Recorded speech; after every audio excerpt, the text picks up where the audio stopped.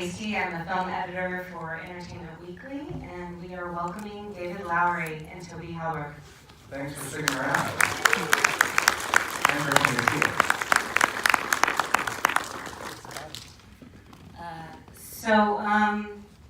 You've now worked with Robert Redford a couple films now. How do you come to work with Robert Redford? He asked you to.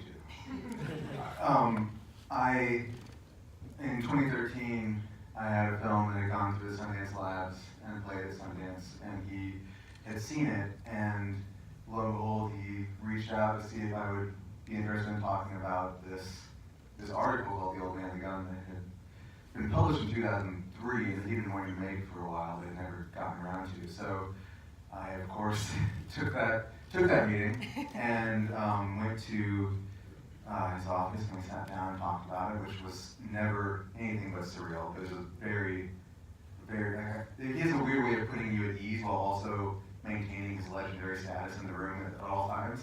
And so we talked about it, and I don't remember much about that conversation other than we both talked about Texas a lot and our roots there. And by the end of that meeting, I think we had a understanding that we were going to make this movie together. So I went off to write it, and took a couple years. We made a couple movies in between, one with him, but we finally got around to it. And Toby, you worked together with David for a long time. You're like, Robert Redford's calling. Did you have a pretty good idea together, both of you, what you wanted to do with this film when it came to you? Did you have a clear idea, a path of how The Old Man and the Gun was going to come together? I didn't.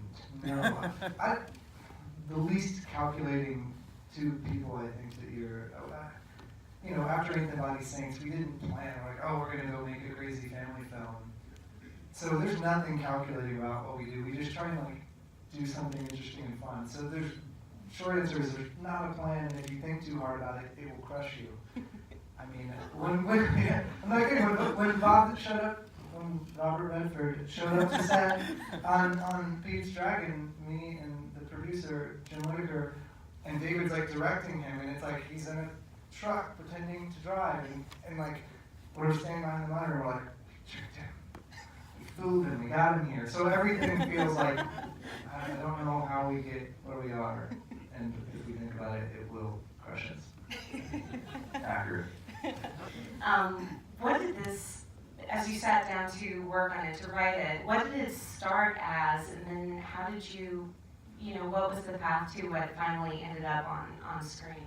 Well, I started with the article, and I talked to David Grand, the journalist, and then I decided to follow in his footsteps and also be a journalist, which I'm not good at.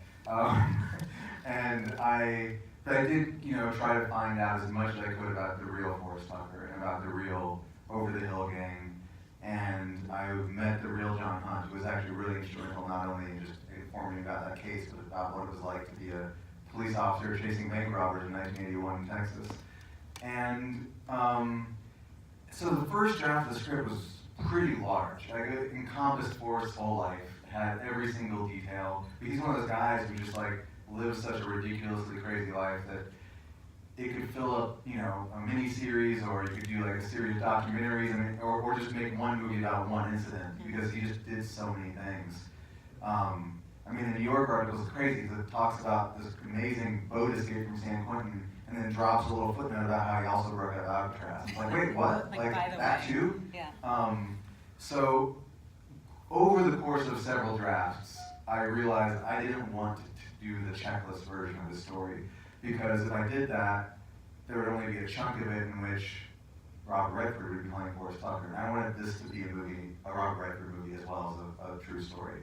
So I realized, there's this piece of his life, this chunk of his life, where he, in his own words, finally got good at being a robber. And I was like, okay, let's just take that. It was when he was 70.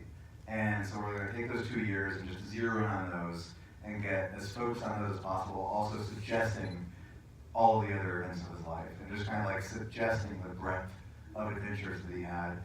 And then also, in the true story, he was definitely someone who saw himself as a gentleman bandit who never fired his gun. That's disputed, but according to him, he would never have done that.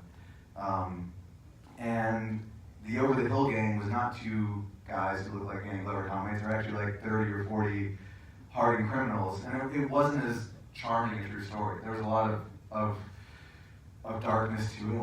It was far more unsavory, and that was, that kind of ran afoul of what I think Bob and I wanted to do, our initial idea. And what I realized, finally, it took me forever, was that I wanted to do the self-mythologized version of this guy's story. He saw himself as a larger-than-life character. He saw himself as a bank robber or as an outlaw in the tradition of all the classic movie outlaws. He saw himself as a movie character, essentially. And so I decided to make that version of the story. I didn't want to completely sand off all the rough edges, but I did want him to feel like a participant in folklore that he spun himself. Yeah. And when you handed the draft to him, what do you think that Robert Redford brought to the role, aside from what you had put on the page for him? Did you guys have those discussions among yourselves? Leave a space for Robert Redford to fill in the blank? There is definitely an element of that, because I love when an actor can bring their own history to a role, and to a role, to a close-up, to just occupying space on the screen. And so the script was ultimately, the first draft I said was like about 150 pages. The final draft I think was about 82, because I really tried to carve out as much space as possible for that ephemeral element to carry a lot of weight. The story was pretty, A to B. It wasn't that complex, but I wanted to get all the incident out of the way so we could just linger on those close-ups with him, because I felt that was going to carry so much weight. It carries most of the emotional weight in the film, I think, because we're bringing so much to it. And I think that's it. But also, he, read a lot of drafts. He read, quite a few, gave me notes on them, and when we finally, got to the shooting draft, he was either just tired of reading drafts, or he actually really liked it. I'm hoping he just really liked it. He was like, this is great, this is perfect, let's shoot it. And by that point, I knew him so well that I had written the part for him, so thoroughly that I think he just slipped into it very naturally, and it was we didn't have to rehearse, we didn't have to talk about it that much. It was just it was tailor-made for him, and I think it went like glove. Yeah. And during this process, this back and forth as you're about to shoot, or even during production, did you have any idea that he thought of this as perhaps his last acting role? Was that something you discussed, especially for a film that is about kind of the last gig, the last ride, the last go-round? I know that the very first time we met, we talked about the idea that this character sort of felt like the spiritual successor of some of his earlier roles, but without being a direct sequel or follow-up. So, in a way, it does function. It was meant to function sort of as a bookend, but I never thought of it as his last film. And once he announced it, which was the first time, which was a few weeks before he started shooting, or a few months rather, I didn't let myself think about it, because I felt like that would just be, the pressure would be too immense, and I would just start making every decision with that in mind, and that would have just weighed the film down more than it needed to be. I wanted this to be a very dirigible movie in many ways, and to just have a lightweight quality, and I felt like we were just weighing it down with the fact that this is the last time Rob Redford's gonna, walk out a front door or get into his car, or all these last. It didn't want to be a series of final moments, and so I just never thought about it. But now that he's talking about it again, it certainly adds a weight to the movie that it wouldn't otherwise have. Yeah. And you guys have worked together, working on writing, production together for several films. I don't know if you guys have seen Upstream Color, Infant Body Saints, A Ghost Story. Talk a little bit about where this falls into your own careers. This is, like you said, this is a guy who finally got good at bank robbing. Do you feel like you had to work up into this point? I mean, we're definitely still getting good. But yeah, every movie is a step forward. I never want to think okay, this is the one where we finally figure it out. Every movie, you're going to grow as a filmmaker while doing it, and you're going to get better at it, and you'll carry the lessons you've learned on that movie forward to the one you make after that.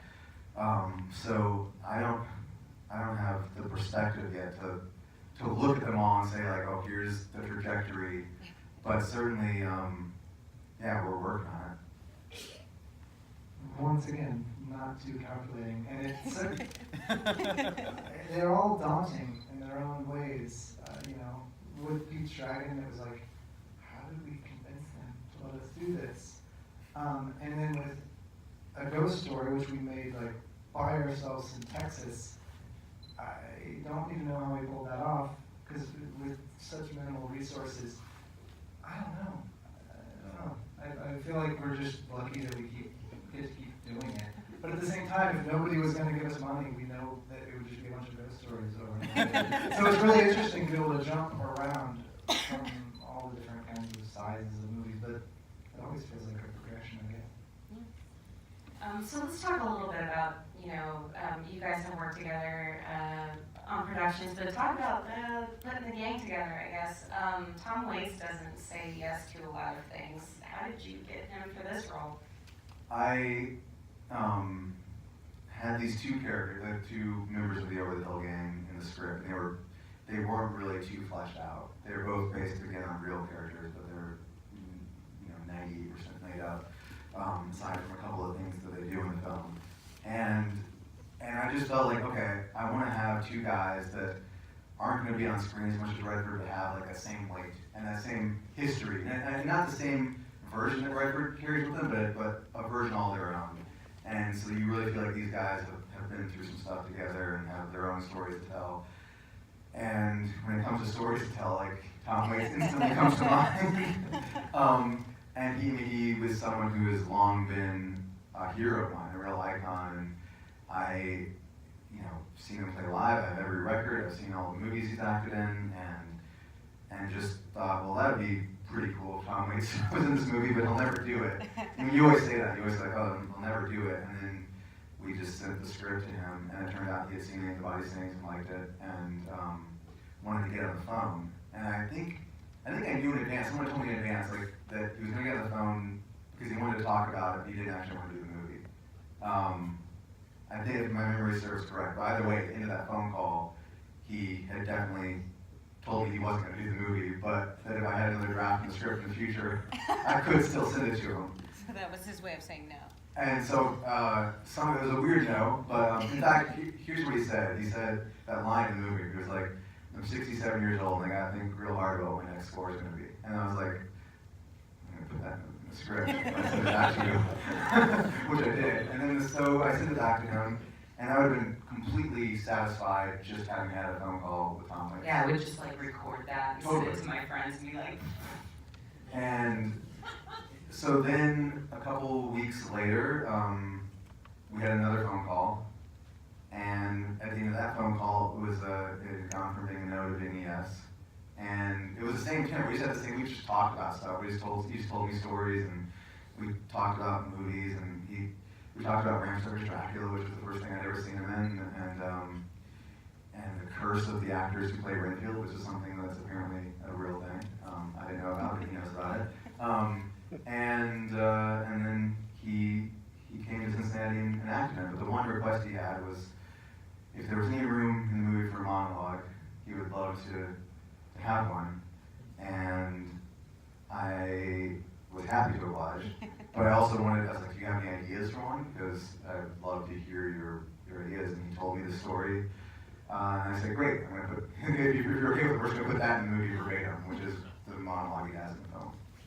So that's why I Hate Christmas is just from your phone call. I don't think he actually hates Christmas. That was like the only thing I added in there. But everything else, 100% was just for all, as far as I know, as far as we both know, that's a 100% true autobiographical story from Tom Waits' life. And I would not. Well, he told me the story after we shot it. Again. Yeah. And he asked me to take him to a guitar shop, which was a really cool thing to have happen. But while we were driving, he told me the story again. Not like he's senile or anything, but he just didn't, maybe he didn't know I was there or whatever, and I was just like, oh, wow, this is awesome. So yeah, I think it's true. That's like a comedian working the material. He's just trying different audiences.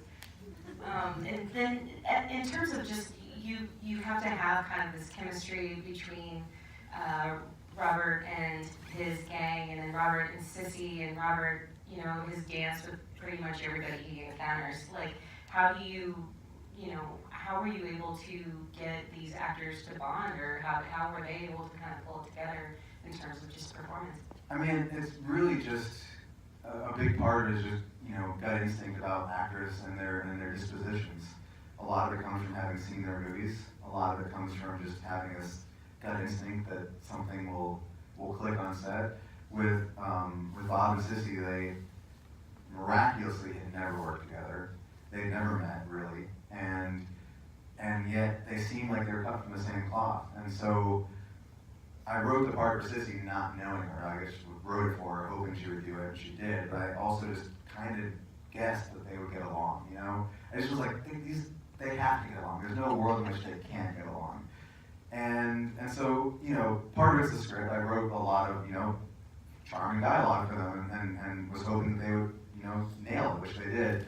But then a lot of it also is just they really like each other, and that was clear from the very beginning, just that they really, really liked each other and got along well. And we had one rehearsal where they first met. The first meeting was to come rehearse the diner scene, and we ran through it once or twice, and then I was like, it's already so good. Let's wait to keep doing this, and let's wait till tomorrow when we shoot it. And we, or it was the following, 2 days later, so we actually had the luxury of shooting all of their things in sequence. So you're really watching their relationship develop in real time. And that was the same with everybody. It was just like, I didn't want a movie with, I'm someone who doesn't like confrontation in real life. And with this movie, as much as it is a cops and robbers crime movie, I was like, let's have a movie where everyone just likes each other, where there's as little confrontation as we can possibly have, where even the cop who's chasing the robber just likes him a lot and doesn't really want him to get caught. And I know that that's not how real life works, nor should it, but in this movie I wanted it to work that way. And so, and to make that work, I cast a lot of people who really just got along well together, who liked each other, who had a great dynamic and great chemistry, and just filmed a lot of scenes of people being nice. Yeah. What a nice movie. So talk about your women though. You have Elizabeth, you have Tika, you have Sissy. You know, there's a lot of like, I mean, it's in the title, Old Man and the Gun, but yet you have kind of these foils as much as this film can be conflict free. They kind of create this other dynamic, a darker dynamic to him. They provide the moral center of the movie. I mean, the movie, by the nature of being adapted from an article called Old Man and the Gun, is going to have an old man at the center of it. But I wanted all of the female characters to not only have the moral upper hand, but also to always like have the final say in any given scene. And so almost every scene with one of them will end like in a close up of their face, and they're saying something that matters. You know, they are giving, whether it's like some sage advice or just putting the character in his place. Like, I wanted to make sure that they always had something important to like have an important role in the film, because Forrest Gump is like not a great guy. Like, you know, I really love him. I love him in spirit, but he is a liar and he robs people at gunpoint and he's broken a lot of hearts and hurt a lot of people. And I wanted to make sure that we did not, you know, as much as this movie is a love letter to the spirit that he embodies, that we did not let him get off scot-free. And so it was really important to have the female characters in the movie be that moral compass, and also to celebrate them, because we have a number of amazing actresses in this movie, and I really wanted them to shine out from, you know, their male counterparts. We'll take some audience questions in a second, if you can be thinking of a good question, not a comment, a question. But for you guys, what was the most exhilarating day shooting? I'll go with two that are very similar. One was shooting that 55 Chevy car chase, which was day one of production. They always tell you to do something easier on day one, but I'm like, no, start with a car chase. If you have the opportunity to start with a car chase, it'll just set everything off on the right note. And so just seeing like Bob driving, that car was really hard to drive. I tried driving it myself, and just seeing him like tear down the highway and then cut across that cornfield, it was raining. It was just like, it was a really special moment. And then shooting that diner scene with him and Sissy, like by the end, we did it over 2 days. By the end of it, they knew that whole sequence seemed like a play, and we were doing the wide shots, and they would just go through the whole thing. And it was like me and the rest of the crew getting a private one-night-only theatrical performance with two legendary actors just giving the performance of their lifetimes. And I was like, this is incredible. So those are two moments I'll never forget. It's really obvious, I guess, but when Casey and Bob met, they hadn't met prior to that. Oh, wow. And Bob knew who he was meeting and put on a Boston baseball cap and wanted to make a good impression, and they just went in and nailed it. And like when we all saw Casey's face on the screen and the face he was making, it was like, that's rare. Because we don't make movies that have a ton of movie moments, but that was a big one. And we're like, well, hell, that feels really good. And so it was a really neat thing to be a part of. All right, you guys, does anybody have any questions for these